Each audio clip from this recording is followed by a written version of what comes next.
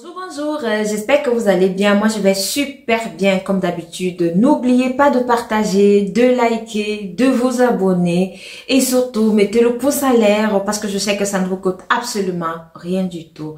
Alors, bienvenue dans les histoires d'Akuma. Ici, nous apprenons les morales de la vie à travers nos histoires. Nous donnons des conseils. Merci. Alors, vous savez, ça fait très mal de savoir qu'on est envié par sa sœur. Ça fait très mal de savoir qu'on est envié par un proche. Au point où votre sœur puisse avoir la capacité ou alors les moyens d'en finir avec vous et votre progéniture. Cette histoire m'a fait mal, cette histoire m'a vraiment touchée parce que je n'arrive pas à comprendre comment l'être humain est devenu si méchant. Comment c'est si difficile à l'autre d'accepter le bonheur de l'autre. C'est ta sœur, alors sois contente pour elle. Peut-être à travers cela, elle va t'aider. Alors aujourd'hui, on va parler de l'histoire de Marinette et de Marine. Marinette était le genre bien battante, mais malheureusement, en amour, elle n'a pas eu de succès. Elle a eu un enfant, elle a été abandonnée par le papa de cet enfant-là. Marinette, alors, elle s'est battue. Son enfant, il a eu le bac à 16 ans. Et c'est comme ça que son enfant a eu une bourse pour aller continuer ses études en Allemagne. Pendant ce temps, Marine, elle aussi, elle était là. Elle avait aussi un garçon. Elle se battait aussi de son côté avec son enfant. Les deux, ils avaient été éduqués par les mêmes parents. Les deux n'avaient même pas de problème. On s'est dit que non, cette éducation, elle était bien. Les deux, elles ont été éduquées par des parents qui étaient bien, pas des parents qui aussi avaient reçu une bonne éducation. Mais comme je le dis tout le temps, chaque enfant sort du ventre de sa mère avec son propre caractère. Alors, la sœur Marine, elle détestait sa sœur Marinette, mais Marinette n'était pas au courant. Marinette ne savait même pas. Marinette ne pouvait même pas l'imaginer. C'est alors qu'un beau jour, Marinette qui dit à sa sœur que « Ah, mon fils, il va rentrer dans son fils. » Le fils de Marinette, il avait déjà fait 5 ans en Allemagne. Hein. Et sa maman, Marinette, elle avait l'habitude de venir rendre visite à son fils tout le temps pour voir comment son fils va, comment ça évolue avec les études et tout ça. Et entre-temps, on ne savait pas que Marine, ça lui pinçait le cœur. Que Marine, elle n'en pouvait plus de voir sa sœur Marinette et son fils heureux.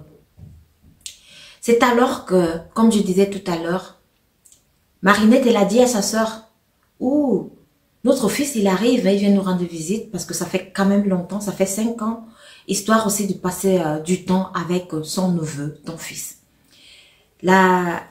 La sœur de Marinette qui dit à Marinette que « Ah, mais c'est une très bonne chose.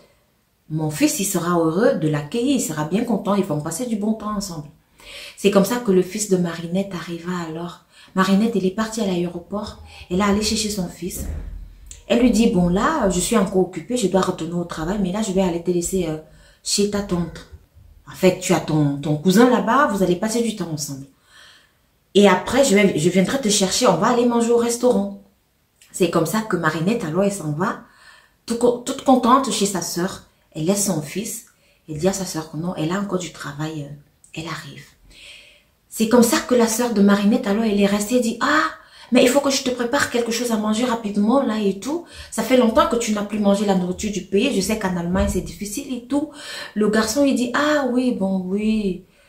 Oui, tata, il n'y a pas de souci. » C'est comme ça que la sœur de Marinette a alors fini de faire à manger. Elle a fait le couvert, elle a fait la table pour le petit. Et elle a demandé au petit que bon voilà, il faut que tu manges. Le petit qui dit oui, merci tata, je vais manger. Lui, il était toujours dans son téléphone. Vous connaissez les petits garçons lorsqu'ils rentrent là. Et puis aujourd'hui, ils sont tout le temps dans leur téléphone et tout. Il est dans son téléphone. Il fait ses trucs et tout. Et c'est aussi vrai d'autre part qu'il n'avait pas faim. Donc, la sœur de Marinette, elle passe là. Elle regarde, le petit n'a pas encore mangé. Mais elle dit au petit, mais tu vas manger quand? Il faut manger. Moi, j'ai pris tout ce temps-ci pour toi. J'ai préparé cette nourriture pour toi et c'est rien que pour toi. Donc, mange. Tu vas pas me manquer de respect comme ça.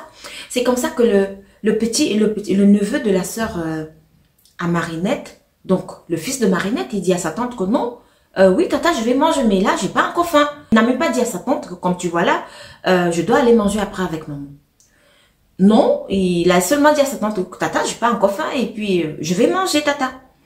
Il était toujours dans son téléphone. C'est comme ça que la sœur de Marinette, alors, elle a commencé à se fâcher, que cet enfant, il me manque de respect, j'ai fini de faire à manger pour lui, et il ne mange pas. Elle revient, elle passe dans les heures, se sont écroulées, le garçon n'avait pas mangé cette nourriture. Elle dit au garçon que, mais il faut que tu la manges, il faut que tu manges la nourriture, ce n'est que pour toi que je l'ai faite et tout.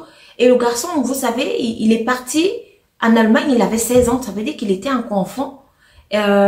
Maintenant, il a fait 5 ans là-bas, il est devenu un peu plus mature, et il s'est dit, non, mais comme la tata, elle est déjà fâchée parce que je ne mange pas sa nourriture, et elle va prendre ça comme un manque de respect.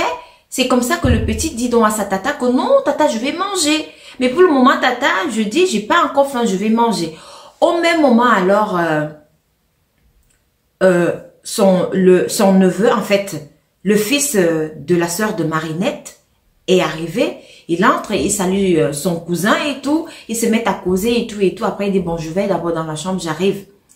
Quand le fils de Marinette, il reste là, il dit, bon, mais maman, elle met long, hein.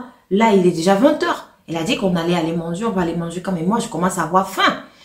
Quand il veut maintenant ouvrir le couvert, pour commencer à manger, son téléphone sonne. Sa maman lui dit, bon, j'arrive, hein, j'ai fini. Tu m'excuses, mon chéri, j'ai fini un peu tard. Donc, je viens te chercher. On va aller manger comme prévu, quoi. On va aller manger. C'est comme ça qu'il referme encore la nourriture. Et son neveu qui sort de la chambre qui lui dit, mais la nourriture là, c'est comment? Il dit à son neveu que, ah, tu peux manger, hein. Moi, je pars. Dans tous les cas, maman arrive là me chercher, donc on va sortir. Et je pense que là-bas, je vais manger. Donc, tu peux manger. C'est ta maman qui a préparé ça pour moi. C'est comme ça que son cousin, le fils de la sœur de Marinette, a commencé à manger cette nourriture. Il a mangé toute la nourriture. Après avoir mangé cette nourriture, il s'est mis à vomir. Il s'est mis à vomir. Il a commencé à vomir, il a commencé à se plaindre que non, il a mal au ventre. Non, le ventre fait mal, c'est ici. Et tout et tout. Entre-temps, son cousin, lui, il était déjà parti parce que sa mère était déjà venue. Il est parti avec sa maman au restaurant. Et lui, il est resté là. Et comme la tante, la sœur de Marinette, elle aussi, elle était dans sa chambre, elle se disait que non, dans tous les cas, son neveu va manger cette nourriture. Elle ne savait pas que son fils lui-même, il était déjà rentré à la maison et qu'il avait mangé cette nourriture. C'est comme ça qu'elle a donc entendu les cris de son fils. Son fils s'est mis à crier que aidez-moi, maman, aide-moi, j'ai mal au ventre, maman, aide-moi. C'est comme ça qu'elle sort donc elle voit son fils et dit, mais qu'est-ce qui se passe? Il dit, non, je me sens pas bien. C'est comme ça qu'elle amène donc son fils à l'hôpital. Lorsqu'elle amène son fils à l'hôpital comme ça, elle appelle aussi sa soeur que ça ne va pas. Mon fils là, il est entre la vie et la mort, je ne sais pas ce qui se passe. C'est comme ça aussi que sa soeur Marinette et son fils se rendent rapidement à l'hôpital. Ils n'ont même pas fini ce qu'ils étaient en train de faire. Ils se rendent à l'hôpital là-bas. L'enfant est inconscient. Tellement il a fait la diarrhée, il a vomi, donc il n'a plus de force, il est là. C'est comme ça que les médecins disent alors que non, c'est qu'il a mangé quelque chose. Il a mangé un truc qui a été empoisonné. Il a mangé un truc qui a été empoisonné, donc ça ne va pas. C'est comme ça que le fils à Marinette dit que non. Mais quand il est arrivé à la maison, il m'a trouvé. Moi, je voulais déjà manger. Et puis, je lui ai dit, maman vient de m'appeler. Je vais partir. Il m'a demandé s'il pouvait manger. Je lui ai dit qu'il mange. Donc, il a mangé la nourriture que tata a préparée.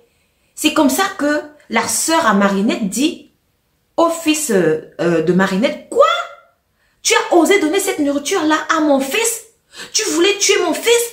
Cette nourriture-là, je l'ai préparée pour toi. Ce n'était que pour toi que j'ai préparé ça. Parce que vous aimez trop entendre ici. C'est vous celle qui allez en Allemagne. C'est vous celle qui avez réussi. Vous voulez montrer aux gens que vous avez réussi. Hein, depuis qu'on est toute petite là. Toi, ma soeur, tout, ça a été pour toi. Tout, c'est pour toi. C'est comme ça que sa sœur Marinette pose les mains sur la tête. Elle dit, quoi? Ma propre sœur? Toi, ma soeur, tu voulais tuer mon fils? Tu voulais tuer mon fils? Elle dit, foutez-moi la paix. Foutez-moi la paix. Sa sœur dit que donc tu étais jalouse. Tu es jalouse de moi depuis ce temps. Mais tu ne vois pas comment je me bats Je me bats pour mon fils, je me bats pour moi, mais je me bats pour ma petite famille. Et parfois aussi, je te viens en aide, mais là, jusque-là, ton cœur est si noir envers moi. Elle dit, elle attrape le fils de Marinette, elle dit, pourquoi tu lui as donné cette nourriture? Cette nourriture, elle était pour toi. C'est toi qui devais manger ça. Seigneur.